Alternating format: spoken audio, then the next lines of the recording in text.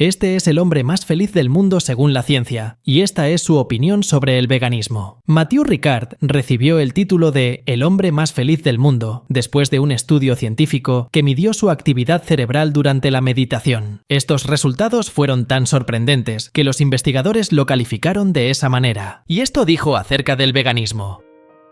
Bonjour, je suis Mathieu Ricard pour PETA. Je suis éminemment concerné par le sort des 8 millions d'autres espèces qui sont nos concitoyens en ce monde et qui, comme nous, souhaitent éviter la souffrance et vivre leur vie jusqu'au bout. Effectivement, quand on voit les conditions dans lesquelles, par exemple, les vaches laitières sont élevées du point de vue industriel, c'est absolument inimaginable.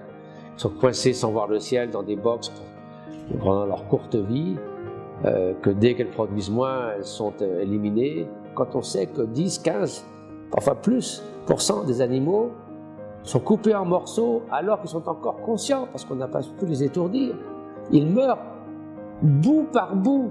C'est inimaginable. Mais c'est là la réalité, tous les jours, toute l'année. Les gens sont horrifiés. Je ne peux pas regarder ça, j'aime les animaux, je ne peux pas voir ça. Ben, si vous aimez les animaux, regardez et puis agissez. Quand on demande aux gens, êtes-vous en faveur de la justice et de la morale? Tout le monde dira oui.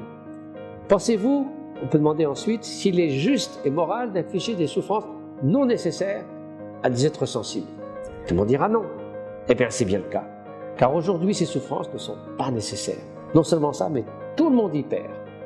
Les animaux en premier, 60 milliards d'animaux terrestres et 1000 milliards d'animaux marins tués tous les ans. L'environnement, puisque toute la chaîne de l'élevage industriel destinée à la production de viande est aujourd'hui la deuxième cause d'émissions de gaz à effet de serre, après les habitations et avant les transports.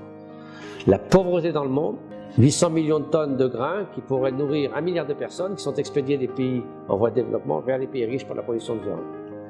La première victime, c'est évidemment les animaux, mais tout le monde y perd, même la santé humaine. L'OMS a donné un rapport de synthèse montrant que la consommation régulière de viande est mauvaise pour la santé.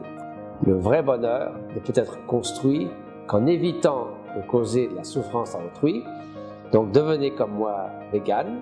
Et vous pouvez pour cela vous inspirer du guide du vegan en herbe proposé par PETA et des recettes qui sont proposées sur le site de PETA.